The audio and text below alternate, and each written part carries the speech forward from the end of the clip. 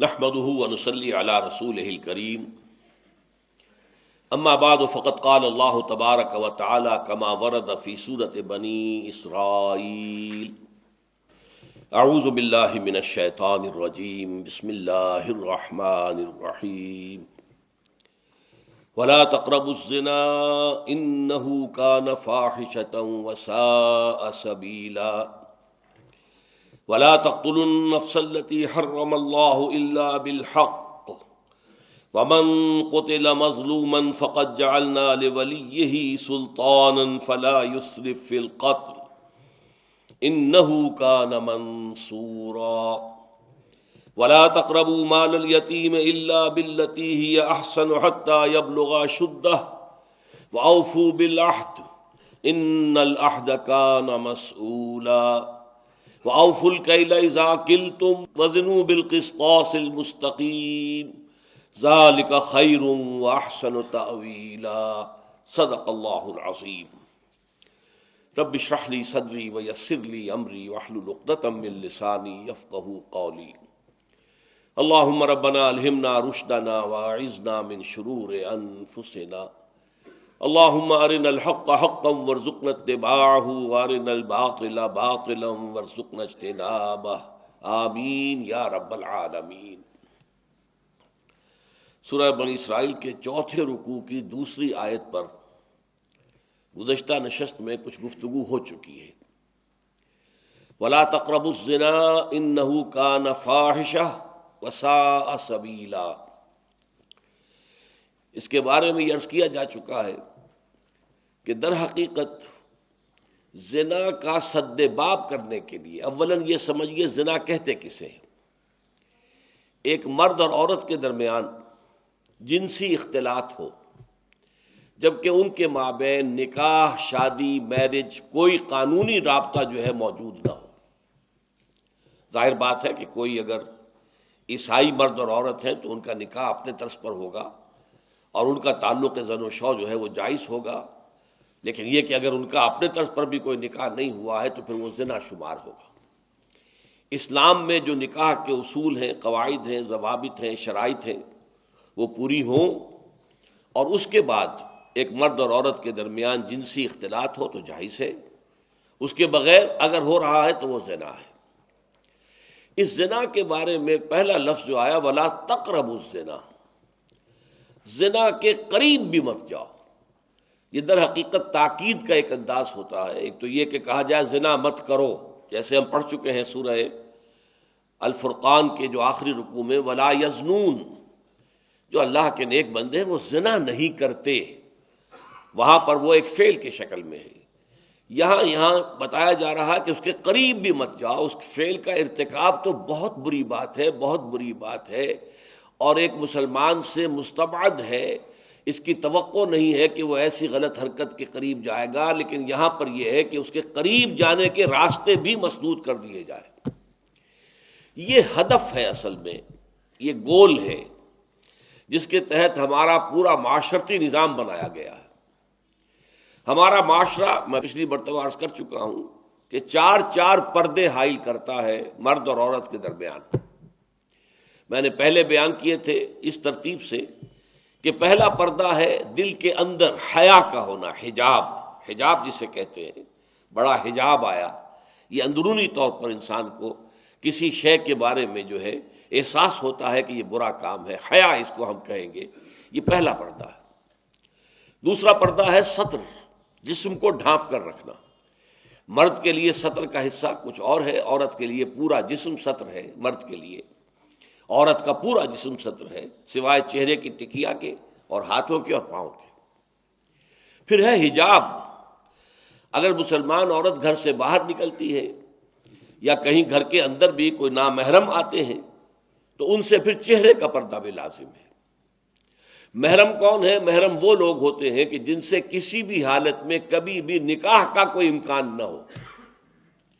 باپ سب سے بڑا محرم ہے۔ ظاہر بات ہے کہ کچھ بھی ہو جائے بیٹی کا اور باپ کا نکاح نہیں ہو سکتا۔ بھائی ابدی محرم ہے، اس کے درمیان، ان دونوں کے بہن بھائی کے درمیان رشتہ نہیں ہو سکتا۔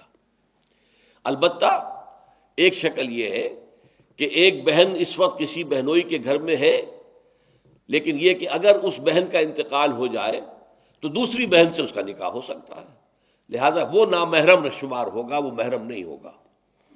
اس حوالے سے وہ جو ابدی محرمات ابدیہ ہے وہ ہے محرم، اور ان کے سامنے کھلے چہرے کے ساتھ بھی عورت نہیں آ سکتی، اور محرموں کی فہرست جو ہے وہ سورہ نور کے اندر دے دی گئی ہے، بڑی مفصل اور تفصیلی آیت ہے۔ اور چوتھا پردہ یہ ہے کہ معاشرہ غیر مخلوط ہو، مرد و زن کے مابین اختلاط نہ ہو، مخلوط مجالس نہ ہو، دفتروں میں مل جل کر کام نہ کیا جا رہا ہو، اور کہیں کہیں کارخانے میں شانہ بشانہ کھڑے ہو کر کام نہ کیا جا رہا ہو، نہیں، یہ معاملہ غلط ہے، بلکہ سیگریگیٹڈ سوسائٹی، عورتوں کے دائرہ کار کسی شے پر پابندی نہیں ہے، عورتوں کے لیے تفریح گاہیں بنائیں آپ جس میں صرف عورتیں اور بچے جا سکتے ہو ایک خاص عمر کی حد تک، مرد نہیں جائیں گے۔ مردوں کے لیے تفریح گاہیں علیحدہ ہوں گی، وہاں عورتیں نہیں جائیں گی۔ تو عورتوں اور مردوں کے درمیان عدم اختلاط، مدارس ہے، اسکول ہے، کالج ہے، یونیورسٹیاں علیحدہ علیحدہ بنا دیجئے، پڑھیں وہ بھی، یہ بھی پڑھیں، لیکن مخلوط نہ ہو، مخلوط تعلیم نہیں۔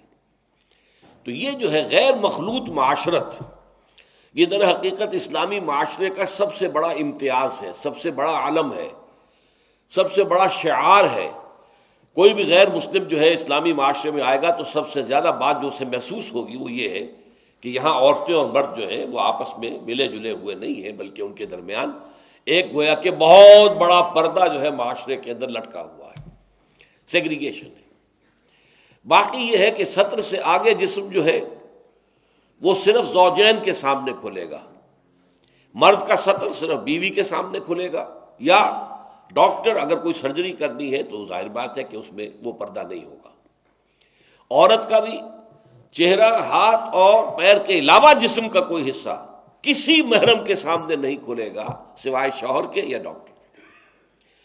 یہ سارا جو تفصیلی نظام دیا گیا ہے، اس کا ہدف کیا ہے کہ یہ مرد اور عورت کے درمیان جو کشش اللہ نے رکھی ہے، زبردست کشش، یہ کشش اگر نہ ہو تو تمدن کا یہ ہنگامہ ہی نہ ہو، شادیاں لوگ کریں ہی نہ، اور لوگ جو ہیں یہ مشقتیں اور یہ مصیبتیں جھیلیں ہی نہ۔ اولاد کی پیدائش ہے، پھر ان کی پرورش ہے، پھر انہیں کھلانا پلانا ہے، ان کی تعلیم ہے، ان کی علاج معالجہ ہے، 100 کھکھیڑ ہے۔ یہ سارا انسان کیوں برداشت کرتا ہے کہ جنسی جذبہ بہت زوردار اللہ تعالیٰ نے انسانوں میں رکھ دیا ہے۔ تو جتنا یہ زوردار جذبہ ہے اتنا ہی اسے کنٹرول کرنے کے لیے گھوڑا جتنا منہ زور ہو اتنی ہی مضبوط لگام اس کو دینی چاہیے، لہذا اس کے لیے یہ حدود اور قیود عائد کر دیے گئے تاکہ جو سیکشول ارج ہے یا سیکشول اٹریکشن جو کہ جنسی طور پر انسان کے اندر ہے، مرد میں بھی ہے عورت میں بھی ہے، وہ کل کی کل زوجین پر مرتکز ہو جائے، شوہر کا وہ پوری سیکشول ارج جو ہے وہ اپنی بیوی پر مرکوز ہو، بیوی کی وہ پوری جو سیکشول ارج ہے وہ اپنے شوہر پر مرکوز ہو، ادھر ادھر نگاہیں نہ بھٹکیں، مبادا کہیں جا کر کسی مرد کی نگاہ میں کوئی عورت کھب گئی، اب ظاہر بات ہے کہ آنکھ سے ہو کر وہ تصویر جو ہے نہا خانہ دل میں اتر جاتی ہے، پھر وہ خوابوں میں آئے گی، خیال میں چھائی رہے گی، نتیجہ کیا ہوگا؟ اپنی بیوی کی طرف سے توجہ ہٹ جائے گی، وہ جو بانڈ آف لو ہے اور باہمی اٹینشن ہے ایک دوسرے کی طرف شوہر اور بیوی کی، وہ کم ہو جائے گی، اور اس کا نتیجہ کیا نکلے گا کہ خاندان کا ادارہ کمزور ہو جائے گا، جس سے کہ اسلام چاہتا ہے کہ بہت مضبوط ادارہ ہو۔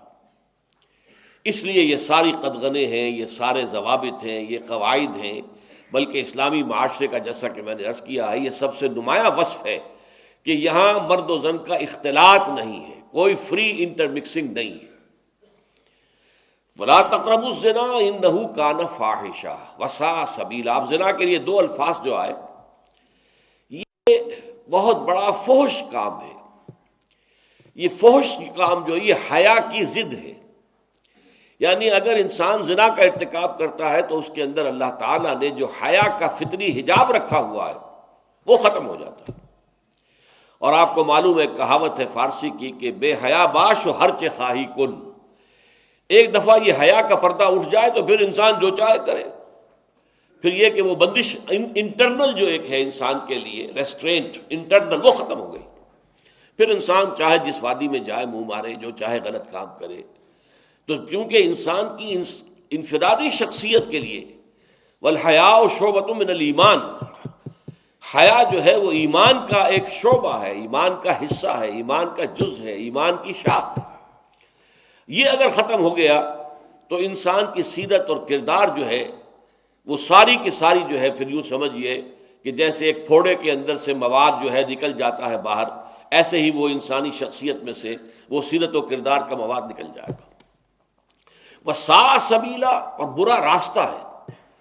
اس میں اشارہ ہو رہا ہے اس بات کی طرف جو میں نے پہلے آپ کے سامنے بیان کر دی کہ در حقیقت جس معاشرے میں زنا کا عام چلن ہو جائے اس میں خاندانی نظام برباد ہو جاتا ہے۔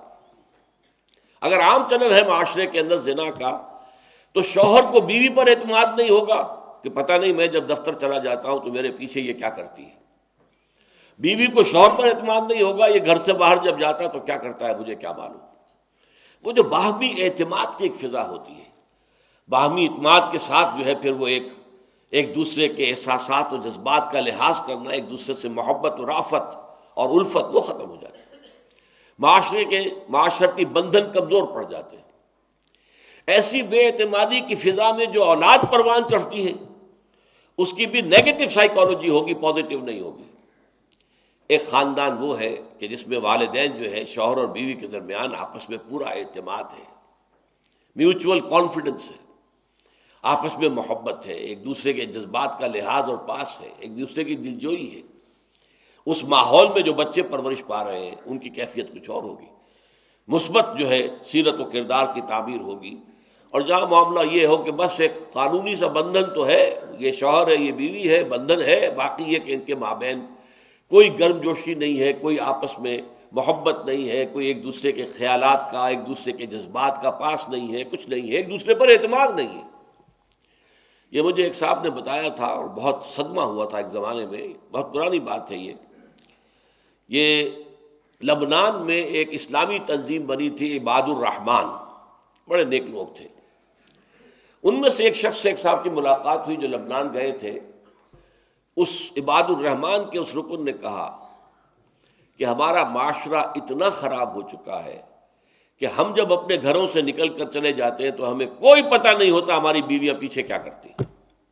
اب آپ اندازہ کیجئے اس معاشرے کے اندر مثبت جذبات کیسے پیدا ہو جائیں گے، کیسے اس کے اندر ایک سکون اور اطمینان کی کیفیت ہوگی۔ اس گھر کے اندر لِتَسْكُنُوا إِلَيْهَا، قرآن مجید نے جو بیان کیا ہے تاکہ سکون حاصل کرو، اس گھر کے اندر تو وہ سکون پیدا نہیں ہو سکتا جس معاشرے میں یہ زنا کا چلن عام ہو جائے۔ اب آگے چلیے، اسلامی معاشرے کی ایک اور اہم خصوصیت کیا ہے؟ وَلَا تَقْتُلُوا النَّفْسَ الَّتِي حَرَّمَ اللَّهُ إِلَّا بِالْحَقِّ، مت قتل کرو اس جان کو، انسانی جان کو۔ ایک تو یہ کہ آپ حیوانات ہیں، بھیڑ ہے، بکری ہے، گائے ہے، آپ اسے ذبح کر کے اس کا گوشت کھاتے ہیں۔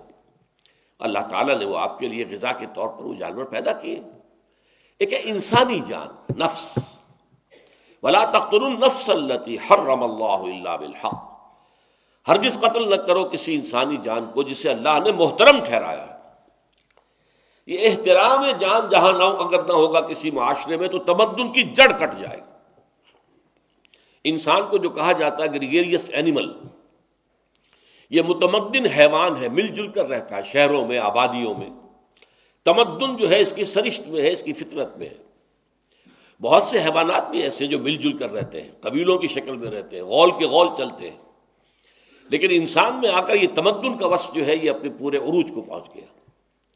لیکن اس تمدن کی بنیاد یہ ہے کہ ایک دوسرے کی جان کی اور ایک دوسرے کے مال کی پوری جو ہے وہ لحاظ رکھا جائے کہ کسی کی جان کو نقصان پہنچایا جائے نہ اس کے مال کو نقصان پہنچایا جائے، اور اس میں سب سے پہلے شے جو ہے وہ جان آتی ہے۔ یہی وجہ ہے کہ سورہ مائدہ میں ایک آیت مبارکہ میں فرمایا گیا کہ اگر کسی شخص نے ایک انسانی جان کو بھی ناحق قتل کر دیا فَكَأَنَّمَا قَتَلَ النَّاسَ جَمِيعًا، تو یہ ایسے گویا کہ اس نے تمام انسانوں کو قتل کر دیا، یعنی اس نے انسانی تمدن کی جڑ کاٹ دی۔ وَمَنْ أَحْيَاهَا فَكَأَنَّمَا أَحْيَا النَّاسَ جَمِيعًا، اور جس نے ایک انسانی جان کو بچا لیا اس نے گویا کہ تمام انسانوں کی جان کو بچا لیا۔ تو جہاں انسانی جان کا احترام ختم ہو جائے گا تمدن کی جڑ کٹ جائے گی۔ یہ اینٹی سوشل ہے ایک تحریک. اور جیسا کہ ہمارے معاشرے میں ہو رہا ہے، چھوٹی چھوٹی باتوں پر انسان کی جان لے لی جاتی ہے. چند روپوں کے لین دین کا مسئلہ ہو رہا ہے، لیکن بحث کے اندر جذبات اتنے جو ہے وہ مشتعل ہو گئے کہ قتل کر دیا. ذرا سا بچوں کا کوئی جھگڑا آپس میں ہوا ہے اور وہ جھگڑا طول کھینچ گیا، اس میں قتل در قتل معاملات ہو رہے ہیں. انسانی جان کا احترام ختم ہو چکا ہے. البتہ الا بالحق، ہاں ایسا نہیں ہے کہ انسانی جان کسی بھی صورت میں نہیں لی جا سکتی، حق کے ساتھ لی جا سکتی ہے. وہ حق کیا ہے؟ احادیث کے اندر 4 شکلیں بیان کی گئی ہیں جو قتل بالحق ہوگا. نمبر 1، قتل عمد کی سزا کے طور پر انسان کو قتل کیا جانا. جان بوجھ کر کسی نے کسی انسان کو قتل کیا ہے تو اس کے بدلے میں اس کی جان لی جائے گی. البتہ اس کے اندر اسلامی قانون کا یہ خاص جو ہے وصف ہے کہ اس نے ایک راستہ پیدا کر دیا ہے کہ اگر جو مقتول ہے اس کے ورثاء خون بہا لینے کو تیار ہو جائیں کہ اتنے لاکھ روپے ہمیں دے دیے جائیں تو ہم اس قتل کو معاف کر دیں گے، وہ قاتل کی جان بخشی ہو جائے گی اگر اتنے لاکھ روپے دے دیے جائیں. اس کا حق حاصل ہے، اس لیے کہ یہ حق جو ہے مقتول کے ورثاء کا ہے، کوئی اور نہیں کر سکتا. عدالت جو ہے مجبور نہیں کر سکتی، کوئی صدر مملکت جو ہے کسی قاتل کی سزا کو معاف نہیں کر سکتا، قطعاً نہیں. یہ ہمارے دستور میں بھی ہے اور بالکل غلط غیر اسلامی دفعہ ہے. یہ غالباً دفعہ نمبر 45 ہے ہمارے دستور میں. صدر مملکت کو حق حاصل ہے کہ قاتل پر قتل ثابت ہو چکا، اسے سیشن جج نے جو ہے سزا دے دی، ہائی کورٹ میں اپیل مسترد ہو گئی، سپریم کورٹ میں مسترد ہو گئی، پھر بھی صدر مملکت کو حق حاصل ہے کہ وہ اس کی رحم کی اپیل پر غور کرے اور چاہے تو اس کو بخش دے. اسلام میں یہ حق کسی کو حاصل نہیں. یہ حق حاصل ہے مقتول کے ورثاء کو. وہ چاہے تو بغیر کچھ پیسہ لیے معاف کر دیں، ٹھیک ہے، چاہے تو خون بہا لے کر معاف کر دیں، جان بخشی کر دیں، وہ بھی ٹھیک ہے. اور وہ چاہے کہ نہیں صاحب خون کا بدلہ خون، جان کا بدلہ جان، تو ظاہر بات ہے کہ اس صورت میں اس قاتل کو قتل کیا جائے گا. تو یہ ایک شکل ہو گئی قتل بالحق کی. نمبر 2، قتل بالحق کیا ہے؟ اگر کسی شخص نے جو شادی شدہ ہے، مرد یا عورت، زنا کا ارتکاب کیا ہے تو بدترین شکل میں قتل کی سزا ہے، وہ رجم ہے. پتھر مار مار کے اس کو ہلاک کیا جائے، یہ بھی قتل ہے. تیسرے یہ ہے کہ اگر اسلامی ریاست میں کوئی مسلمان مرتد ہو جاتا ہے، عیسائی ہو جاتا ہے، قادیانی ہو جاتا ہے، کچھ اور ہو جاتا ہے، دائرہ اسلام سے خارج، وہ بھی قتل کر دیا جائے گا، الا یہ کہ وہ پھر ہمارا ملک چھوڑ کے چلا جائے. اور چوتھے یہ ہے کہ جب وار ڈکلیئرڈ ہو تو حربی کافر جو ہے، وہ کافر جو اس قوم سے تعلق رکھتا ہے جس کے ساتھ ہماری جنگ جو ہے وہ اعلان شدہ ہے، ڈکلیئرڈ وار ہے، اس کافر کو قتل کیا جا سکتا ہے. یہ نہیں کہ ہر غیر مسلم کو جب چاہے آپ قتل کر دیں، نہیں.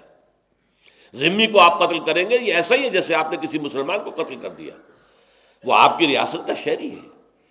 تو یہ ہے 4 شکلیں جس کے علاوہ کوئی صورت اسلام میں کسی انسان کی جان کے لینے کی نہیں ہے.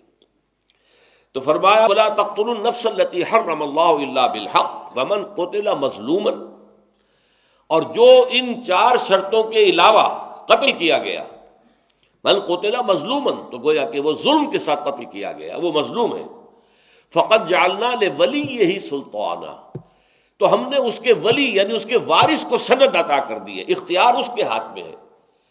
تو حکومت کا رول اس میں کیا ہوگا؟ تفتیش کرے، تحقیق کرے، قاتل کو پکڑے، مقدمہ قائم کرے، ثابت کرے، لیکن اس کے بعد فیصلہ یہ اس کے ہاتھ میں نہیں ہے. فیصلہ مقتول کے وارث کے ہاتھ میں ہے. وہ چاہے تو کہیں گے صاحب خون کے بدلے خون، جان کے بدلے جان. بلکہ اس میں یہاں تک بھی ہے کہ جس طور سے اس قاتل نے مقتول کو قتل کیا تھا اسی طور سے وہ مقتول کا وارث جو ہے قاتل کو قتل کرے گا. کسی نے خنجر مارا تھا تو خنجر مارا جائے گا، کسی نے گولی ماری تھی گولی ماری جائے گی. اور یہ شکلیں ہوئی ہیں، حال ہی میں طالبان کی حکومت میں یہ شکل ہوئی ہے، کھلے میدان کے اندر جو ہے قصاص لیا گیا. اور یہ جیسا کہ میں عرض کر چکا ہوں، مقتول کے وارث کو حق ہے، وہ چاہے تو بغیر کو لیے دیے معاف کر دیں، ٹھیک ہے جی ہم معاف کرتے ہیں، یا خون بہا لے لیں. اس کا فائدہ کیا ہوتا ہے کہ یہ قتل در قتل جو چلتا ہے نا، خاص طور پر قبائلی معاشرے میں، ہمارے ہاں بلوچستان وغیرہ میں، اس نے اس کا قتل کیا، انہوں نے پھر اس کا قتل کر دیا، پھر قتل کا قتل ہو گیا، پھر قتل کا جوابی قتل ہو گیا. یہ سلسلہ رک جاتا ہے کہ اگر آپ نے اتنا بڑا احسان کیا کہ اس قاتل کی زندگی گویا کہ اب آپ کے ہاتھ میں تھی، آپ چاہیں تو اسے زندہ رہنے دیں، معاف کر دیں۔ آپ نے اس کو معاف کر دیا، زندہ رہنے دیا، یہ اتنا بڑا احسان ہوگا کہ معاشرے کے اندر وہ دشمنیاں جو ہوتی ہیں، جو نسل بعد نسل چلتی ہیں، اس کا سلسلہ رک جائے گا۔ تو اسلامی قانون قتل کے اندر جو ہے یہ ایک بہت بڑا حسن ہے، بہت بڑی خوبی ہے کہ اس سے وہ ایک سلسلہ آگے چلنے کی بجائے رکتا ہے۔ فلا یسرف فی القتل، لیکن یہ کہ وہ جو وارث ہے وہ بھی قتل میں زیادتی نہ کرے۔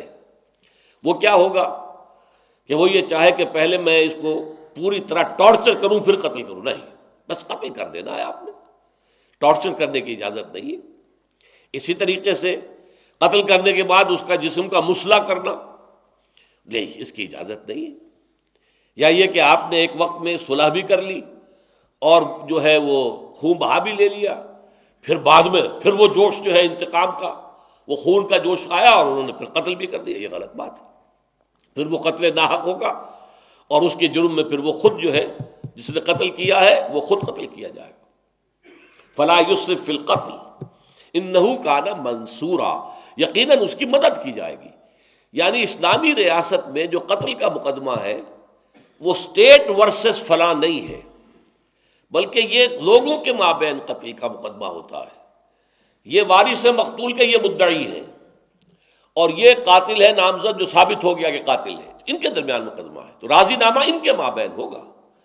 حکومت کوئی راضی نامہ نہیں کر سکتی، راضی نامہ ہوگا قاتل اور اس کے جو ساتھی ہیں اور مقتول اس کے جو ورثاء ہیں، ان کے مابین راضی نامہ ہوگا۔ حکومت صرف مدد کرنے والا ادارہ ہے، تحقیق کرے، مقدمہ چلائے تاکہ ثابت ہو جائے وہ قانون۔ یہ سارا کام حکومت نے کرنا ہے، یہ گویا کہ وہ مدد کر رہی ہے مقتول کے ورثاء کی۔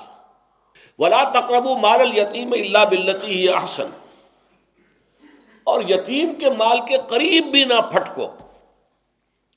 اب ظاہر بات ہے کہ یتیم ہو گیا ہے کوئی بچہ، آپ کا ہی بڑا بھائی فرض کیجئے فوت ہو گیا، چھوٹا بچہ وہ چھوڑ کر گیا ہے، لیکن اس کا مال بھی ہے، آپ اس کے اب گویا کہ ولی ہیں اور وہ آپ کے زیر کفالت ہے، اس کا مال جو ہے اس کو ہاتھ نہ لگانا، اس میں کہیں تصرف کرنا، اسے اپنے لیے مباح جان لینا۔ اس کے تفصیلی احکام بعد میں مدنی صورتوں میں آئے ہیں کہ اگر کوئی یتیم کا جو ولی ہے وہ چونکہ خود مفلس ہے، قلاش ہے، تو وہ یتیم کے مال میں سے کچھ کھا سکتا ہے، کیونکہ وہ اس کی حفاظت کر رہا ہے، دیکھ بھال کر رہا ہے، اس کے مال کی جو ہے حفاظت کر رہا ہے، تو اس کے سلسلے میں کچھ کھا لینا وہ اس میں جائز ہے۔ لیکن اگر وہ خود غنی ہے تو ایک پیسہ بھی اس سے نہ لیا جائے، اس کا مال علیحدہ رکھا جائے، اختلاط نہ ہو، یہ نہ ہو کہ آپس میں مال جمع کر کے اور پھر ہیلے بہانے سے وہ مال ہڑپ کر لیا جائے۔ تو اس میں بھی شدت جو ہے پیدا کرنے کے لیے لفظ تقربو، ولا تقربوا مال الیتیم، دور رہو، یتیم کے مال سے دور رہو، ایٹ اے سیف ڈسٹینس۔ ولا تقربوا مال الیتیم الا باللتی احسن، ہاں بہترین طریقے سے، یعنی اس کے مال کی حفاظت، اس کے مال کی بڑھوتری۔ فرض کیجئے کہ باپ جو ہے وہ 50-60 بھیڑوں بکریوں کا غلہ چھوڑ گیا ہے، تو اس غلے کی پرورش کرنا، وہ آگے بڑھے، تو جتنا بھی بڑھے گا وہ یتیم ہی کا مال ہوگا، تمہارا نہیں ہوگا۔ تو اس اعتبار سے بہترین انداز میں حتیٰ یبلغ اشدہ، یہاں تک کہ وہ یتیم جو ہے وہ اپنی شدت کو پہنچ جائے، قوت کو پہنچ جائے، جوان ہو جائے، بالغ ہو جائے، عاقل ہو جائے۔ اس کا مطلب کیا؟ پھر اس کے بعد اس کے تفصیلی احکام پھر مدنی صورتوں میں آئے ہیں، سورہ نساء میں آئے ہیں۔ پھر یہ ہے کہ اس کا مال اس کے حوالے کر دو اور اس پر گواہ بھی بنا لو کہ دیکھو بھائی آج کے بعد میں بری ہو گیا، یہ یتیم تھا، اس کا یہ مال تھا جو میری تحویل میں تھا، آج میں نے یہ سارا مال اس کے حوالے کر دیا ہے، اس پر گواہی ہو جائے۔ فرمایا وَأَوْفُوا بِالْعَهْدِ، عہد کو پورا کرو، معاہدہ جہاں بھی ہو جائے۔ اب یہ جان لیجیے اچھی طریقے سے کہ معاشرے کے اندر یہ عہد جو ہے اور معاہدہ یہ کسی ایک شکل میں نہیں ہوتا۔ لین دین کی اور معاملات جو انسانی ہیں ان کی اکثر شکل کیا ہے؟ وہ عہد ہے۔ آپ نے ایک مزدور کو، معمار کو رکھا ہے، شام تک اسے کام کرنا ہے، اس کی آپ نے ایک مزدوری معین کی ہے، یہ ایک معاہدہ ہے آپ کا۔ اب اگر وہ معمار کام نہیں کرتا، کام چوری کرتا ہے، کہ اگر تو کوئی دیکھ رہا ہے تو کام کر رہا ہے، نہیں دیکھ رہا ہے تو وہ آرام سے بیٹھ گیا ہے، تو یہ در حقیقت اس کے اندر خیانت کر رہا ہے۔ اس کے اندر امانت داری کا مسئلہ کیا ہوگا؟ عہد پورا کرنا ہوگا کہ وہ اپنے پورے جی لگا کر، پوری توجہ کے ساتھ، پورے اہتمام کے ساتھ کام کرے، تب اس کے لیے شام کو جو مزدوری ہے اس کی، وہ اس کا استعمال، اس کا حاصل کرنا، اس کا لینا جائز ہوگا، ورنہ نہیں۔ اسی طرح امپلائر امپلائی، لوگ محکموں کے اندر ملازم ہیں، سرکاری ملازم ہیں، پرائیویٹ کمپنیوں میں ملازم ہیں، ریمونریشنز طے ہیں، ان کے یہ حقوق ہیں، ان کو یہ کچھ ملے گا، تو اب اس کے اندر بھی ایک معاہدہ ہے۔ شادی بھی ایک سوشل کانٹریکٹ ہے، ایک عورت اور ایک مرد کے درمیان۔ عورت کے حقوق ہیں وہ مرد کو ادا کرنے ہوں گے، مرد کے حقوق ہیں وہ عورت کو ادا کرنے ہوں گے۔ تو یہ اوفو بالعہد جو ہے، یہ میں اس سے پہلے جو دوسرا درس تھا ہمارے منتخب نصاب کا، اس میں آیا بر میں بھی آیا ہے، والموفون بعہدہم اذا عاہدوا، اور اپنے عہد کو نبھانے والے، پورا کرنے والے، جبکہ وہ باہم ایک معاہدہ کر لیں۔ تو یہ بھی انسانی معاشرے کا، اسلامی معاشرے کا ایک اہم وصف ہے کہ اس میں وعدہ کر لیا جائے تو اس کو پورا کیا جائے۔ ان العہد کان مسئولا، اور دیکھو عہد کے بارے میں تم مسئول ہوگے، عہد مسئول ہے، یعنی اس کے بارے میں سوال کیا جائے گا۔ تم نے فلاں عہد کیا تھا، پورا کیوں نہیں کیا؟ تم نے فلاں وعدہ کیا تھا، پورا کیوں نہیں کیا؟ ان العہد کان مسئولا۔ اور ظاہر بات ہے کہ بندہ مسلم کے لیے، بندہ مومن کے لیے سب سے بڑی بات یہ ہے کہ مجھے اللہ کے ہاں جواب دہی کرنی ہے۔ تو یہ نہ سمجھو کہ یہ معاملہ تو میرے اور اس بندے کے درمیان تھا، اس سے اللہ سے کیا تعلق، نہیں۔ در حقیقت جب تم معاہدہ کر رہے ہوتے ہو تو اللہ گواہ کے طور پر موجود ہوتا ہے۔ اللہ شہید بیننا و بینکم، اللہ گواہ ہے ہمارے اور تمہارے مابین۔ تو اللہ تعالیٰ جو ہے پھر مواخذہ کرے گا، پوچھے گا تم نے وہ عہد جو ہے پورا کیوں نہیں کیا۔ وَأَوْفُوا الْكَيْلَ إِذَا كِلْتُمْ، یہ مالی معاملات میں اب آ گیا۔ یہ کہتے ہیں ماپ کر دینا، جو بیع و شرع ہے، بعض چیزیں وہ ہیں جو ناپ کر دی جاتی، کپڑا ناپ کر دیا جا رہا ہے، 2 گز ہے، 4 گز ہے، 8 گز ہے، یہ ناپا جا رہا ہے۔ یا بعض اوقات ہوتا ہے کہ گندم بھی جو ہے کسی پیمانے کے، ساع وغیرہ جو ہے یہ پیمانے ہیں، یہ وزن نہیں ہے۔ تو اگر تم ناپ کر کوئی شے دے رہے ہو، وَأَوْفُوا الْكَيْلَ إِذَا كِلْتُمْ، تو پیمانے کو پورا پورا بھرو، اس میں کوئی کمی نہ کرو۔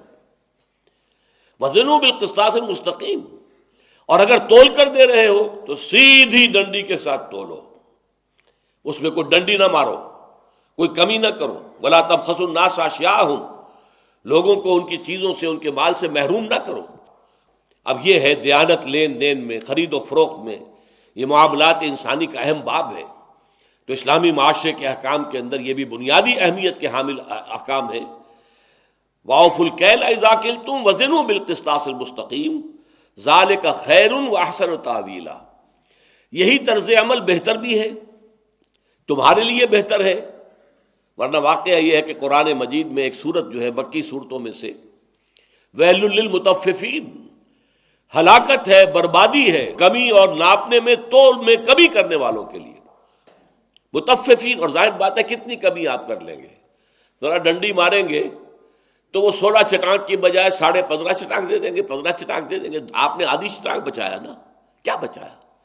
لیکن اس آدھی چٹانک میں آپ کا ایمان ضائع ہو گیا، ثابت ہو گیا کہ آپ کے اندر ایمان نہیں ہے، آپ کو یقین نہیں ہے کہ اللہ دیکھ رہا ہے، آپ کے گاہک نے نہیں دیکھا ہے کہ آپ کے ہاتھ کی یہ جنبش ہو گئی ڈنڈی مارنے کی، اللہ نے تو دیکھا ہے نا۔ وَيْلٌ لِّلْمُطَفِّفِينَ الَّذِينَ إِذَا اكْتَالُوا عَلَى النَّاسِ يَسْتَوْفُونَ، جب وہ ناپ کر لیتے ہیں تو پورا پورا لیتے ہیں۔ وَإِذَا كَالُوهُمْ أَوْ وَزَنُوهُمْ يُخْسِرُونَ، جب ناپ کر یا وزن کر کے دیتے ہیں تو کمی کر دیتے ہیں۔ أَلَا يَظُنُّ أُولَٰئِكَ أَنَّهُم مَّبْعُوثُونَ لِيَوْمٍ عَظِيمٍ يَوْمَ يَقُومُ النَّاسُ لِرَبِّ الْعَالَمِينَ، کیا انہیں یہ خیال نہیں ہے کہ انہیں اٹھایا جائے گا مرنے کے بعد، اور پھر انہیں اس یوم عظیم، بڑے عظیم دن اپنے رب کے حضور میں کھڑے ہونا ہوگا جواب دہی کے لیے۔ یہ احساس پیدا کرنا در حقیقت یہ ہے ایمان کا تقاضا۔ اسی لیے ایک حدیث جس کے بارے میں آتا، حضرت انس بن مالک رضی اللہ تعالی عنہ، جو حضور کے خادم خاص تھے اور جو 9 برس تک حضور کی خدمت کرتے رہے، وہ یہ فرماتے ہیں کہ قلما خطبنا رسول اللہ صلی اللہ علیہ وسلم الا قال، شاذ ہی ہوگا کوئی ایسا وعظ کہ آپ نے ہمیں دیا ہو، خطبہ دیا ہو اور یہ الفاظ اس میں ادا نہ کیے ہو۔ گویا کہ ہمیشہ حضور یہ الفاظ اپنے خطبے میں شامل کرتے تھے، لا ایمان لمن لا امانت لہ ولا دین لمن لا عہد لہ، جس شخص میں امانت داری کا وصف نہیں اس کے کوئی ایمان نہیں، اور جس شخص میں عہد پورا کرنے کا وصف نہیں اس کا کوئی دین نہیں۔ اس لیے کہ دین بھی تو ایک عہد ہے، ایاک نعبد و ایاک نستعین، یہ معاہدہ ہے، بہت بڑا معاہدہ ہے۔ آپ 10 روپے کا معاہدہ پورا نہیں کرتے تو یہ پوری زندگی کا معاہدہ کیسے پورا کر دیں گے؟ ولا دین لمن لا عہد لہ۔ تو ذالک خیر واحسن تاویلا، نتیجے کے اعتبار سے بہترین یہی ہے۔ تم ڈنڈی مارو گے برکت ختم ہو جائے گی، تم جھوٹ بولو گے، ایک حدیث میں آتا ہے کہ قسم کھانے سے مال تو بک جاتا ہے لیکن برکت ختم ہو جاتی ہے۔ سیدھی سیدھی بات ہے، یہ مال ہے، یہ قیمت ہے، آپ کو پسند ہے لے لیجئے، ورنہ نہیں۔ خدا کی قسم اور فلاں یہ ہے اور یہ ہے، میں نے تو اتنے میں لیا ہے اور یہ کیا، اس میں جھوٹ شامل کر رہے ہیں، کیا فائدہ؟ اس سے ہو سکتا ہے کوئی شخص متاثر ہو کر مال تو آپ کا خرید لے لیکن برکت ختم ہو جائے۔ تو وَأَوْفُوا الْكَيْلَ إِذَا كِلْتُمْ وَزِنُوا بِالْقِسْطَاسِ الْمُسْتَقِيمِ ذَلِكَ خَيْرٌ وَأَحْسَنُ تَأْوِيلًا۔ بارک اللہ لی ولکم فی القرآن العظیم ونفعنی وإیاکم بالآیات والذکر الحکیم۔